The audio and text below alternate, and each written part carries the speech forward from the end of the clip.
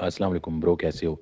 यार कल से मैं रात से बल्कि कोशिश कर रहा हूँ कि जो अभी मार्केट की कंडीशन चल रही है उसके ऊपर बहुत ही इम्पोर्टेंट जो है ना आपको इस टाइम बताना लाजमी है, क्योंकि बहुत सारे लोग ना घबराए हुए हैं। तो मैंने सोचा मैं वीडियो बनाता हूँ, बट तबीयत ही कुछ ऐसी है, मतलब गला इतना ख़राब है, बोला नहीं जा रहा। अभी आपको लग रहा होगा सही बोल रहा हूँ, बट बोलते हुए ना सही वाला दर्द हो रहा है, तो हिम्मत नहीं हो रही। लेकिन मैं शॉर्ट में जो है ना आपको बता देता हूँ कि कल मैं इंशाल्लाह कोशिश करूँगा इसके ऊपर वीडियो बना के ना आपको पूरा अच्छे से गाइड करने की कोशिश करूँगा कि नेक्स्ट क्या क्या हो सकता है, आपको क्या क्या करना है, ठीक है? ताकि आपकी जो है ना टेंशन भी ख़त्म हो जाए और एक अच्छा जो है ना आप डिसीजन ले पाएँ, क्योंकि मेरे खुद भी इतने सारे पैसे जो है ना इन्वेस्ट है ना कि बिटकॉइन में, आल्ट कॉइन में, मीम कॉइन में, हर चीज़ के अंदर। तो मैं आपको इतना बता दूं जो मैं खुद देख के हैरान हूँ कि 2011 से जो है ना मैं मार्केट को नोट कर रहा हूँ, और हर दफ़ा ना हम पिछली हिस्ट्री देख के आगे का अंदाज़ा लगाते हैं। तो 70% वही होता है, बट 30% कोई नया सरप्राइज मिल जाता है। जैसे इस दफ़ा हाल्विंग से पहले ही जो है ना वो आपको ऑल टाइम हाई को उसने टच किया, और उसके बाद उसने जो नीचे आया क्रैश किया, ठीक है, वो भी पहले से ज़्यादा ही हुआ। बट एक चीज़ जो है वो बड़ी ख़ास है, वो ये है कि मैं बिल्कुल आसान और सादा अल्फाज में आपको बताऊंगा। वैसे तो बड़ी टेक्निकल चीज़ें हैं जो आपको समझ ही नहीं आ रही होंगी क्या क्या मामला है, लेकिन आसान अल्फाज में बताऊंगा कि यार आज से पहले जितना पीछे जाते जाओ, बिटकॉइन को या क्रिप्टो करेंसी को दुनिया में नफरत की जाती थी, उसको एक्सेप्ट नहीं किया जाता था। तो जब वो ऊपर जाता था, आप जैसे मेरे जैसे लोग उसको ऊपर लेके जाते थे, और उसके बाद बहुत ही बुरी तरह गिरता था, क्योंकि उसको चलाने वाले आप और मैं थे, और हम होते हैं बड़े डरपोक लोग, हम गलतियां करते हैं इस तरह की, ठीक है? अभी जैसे जैसे टाइम गुजर रहा है, इसके अंदर कंपनीज आ रही हैं बहुत सारी, और इसके अंदर ईटीएफ और एक्सेप्ट कर रही हैं, इसको कंट्रीज एक्सेप्ट कर रही हैं। मतलब किस तरह कितने ज़्यादा इसके अंदर जो है ना वो इन्वॉल्वमेंट हो रही है, मतलब एक रियल चीज़ ये माननी जा रही है। अब हमें भी समझ आ रही है कि हाँ यार, पहले में ये होता था कि अब ये नीचे जाने वाला है ना, अभी ऊपर आ गया है, तो भाई इसके बारे में हर कोई बुरा ही कह रहा है, तो अब पता नहीं क्या होने निकलो। और होता भी वही था कि जनाब ऐसे 42,000 पे जाके वापस 15,000 पे आ रहा होता था, 68,000 को टच करके वापस जनाब वो 25,000 पे जा रहा होता था, ठीक है?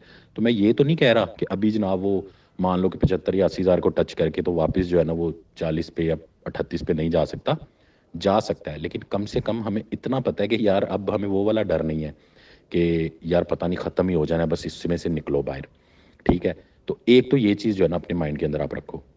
और दूसरी बहुत ही इंपॉर्टेंट चीज़ कि कल जब मार्केट ने टच किया ना ऑल टाइम हाई को, तो जितने भी आपके आप जैसे मेरे जैसे लोग थे ना, यानी जिनका कोई एक बिटकॉइन से लेके 100 बिटकॉइन के आसपास जिनकी होल्डिंग थी, उन्होंने सेल किया। क्योंकि हम लोग तो जाहिर बात है हमारे माइंड से तो डर नहीं निकलता, मैं जितना मर्जी आपको समझा लूँ, रात पूरी मैं भी नहीं सोया। मतलब एक टाइम पे मेरे माइंड में भी ये चीज़ आ रही थी कि यार मतलब अपने पैसे होते हैं ना तो बंदा इमोशन पे कंट्रोल नहीं रख पाता। एक टाइम पे मेरे माइंड में भी चीज़ आ रही थी कि यार ये मेरे इतने पैसे थे, मैं इसको निकाल लेता, मेरे इस काम आ जाने थे, अब देखो इतने कम हो गए हैं, इतने लाख कम हो गए हैं, ठीक है?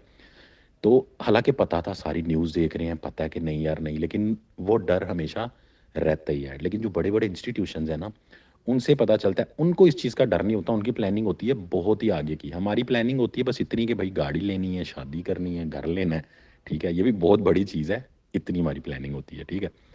अच्छा अब सुनो, अब मैं देख के बड़ा हैरान हो रहा हूँ कि कल रात को हम जैसे लोगों ने सेल करके बिटकॉइन को कहाँ नीचे लेके गए, मतलब टोटल मार्केट नीचे गई। बिटकॉइन का मतलब है टोटल मार्केट, हर चीज़, चाहे मीम कॉइन हो या जो भी हो, लेकिन बिटकॉइन और आल्ट कॉइन इनकी हम बात कर रहे हैं, ठीक है? बाकी मीम कॉइन तो समझो उसके साथ ही धक्का लग रहा होता है ना ऊपर। तो सब लोग सेल कर रहे थे, बट जो आपका ब्लैक रोक है, ठीक है, ईटीएफ की जितनी भी कंपनीज हैं भाई, उन्होंने देखा अच्छा जी, उन्होंने बाय कर लिया। अब इसका क्या मतलब है? या तो हम पागल हैं या वो सारे पागल हैं। सबसे ज्यादा बाइंग, अभी मैं वीडियोस वगैरह देख रहा था, सारी सर्च कर रहा था, तो मैं खुद देख के हैरान हूँ, जिसको देख के मुझे भी बड़ा ना हौसला मिला, ठीक है? तो बाकी इसका हरगिज़ ये मतलब नहीं है कि भाई बैठे ही रहो, भी 75 पे 72 पे चला जाए, बैठे ही रहें। तो कुछ ना कुछ प्रॉफिट तो मतलब बुक करो, ताकि अल्लाह ना करे अगर नीचे आता भी है ना, देखो एक चीज़ तो कंफर्म हो गई कि भाई वो जो तुमने सोचा है ना कि बेड़ा ही गर्क हो जाएगा, इसके बाद बिटकॉइन ख़त्म हो जाना है और नीचे आ जाना है और कोई मौका ही नहीं है, ज़िंदगी ख़त्म है बस, जैसे पहले होता था, सोचते थे हम, वो तो कभी नहीं होना। हाँ ये ज़रूर होना है कि कल को ऑल टाइम हाई वगैरह लगा के उसने जब नीचे आना है, तो हमें 1 साल, 1.5 साल, 2 साल, 3 साल भी वेट करना पड़ सकता है। बट जैसे जैसे टाइम गुजर रहा है ये चीज़ें चेंज हो रही हैं। पहले जब 2011 से लेके 2021-22 तक जो सीन था ना, उसके अंदर जब बिटकॉइन ऑल टाइम हाई लगाता था ना, तो उस टाइम सिनेरियो कुछ और था। कंट्रीज़ उसको बैन कर देते थे। अब देखो ना, इंडिया में भी वो लीगल हो गया है और काफ़ी कंट्रीज़ में। इंडिया का तो मैं सुन रहा था कि उन्होंने अपने जो डॉक्यूमेंट्स हैं ना, सरकारी डॉक्यूमेंट्स, कोर्ट के और इस तरह के काफ़ी सारे, वो उन्होंने ब्लॉकचेन पे रखना शुरू कर दिए हैं। जैसे हम पाकिस्तान में ये काम करें, तो ये चीज़ सुन के लग रहा है हम तो कितने इस चीज़ के अंदर पीछे हैं। इधर पता चल जाए कि यार ये बंदा क्रिप्टो करेंसी कर रहा है, तो पैसे निकलवाना हमारे लिए अज़ाब हो गया, ठीक है। तो ये चीज़ वाकई देख के बड़ा दुख होता है।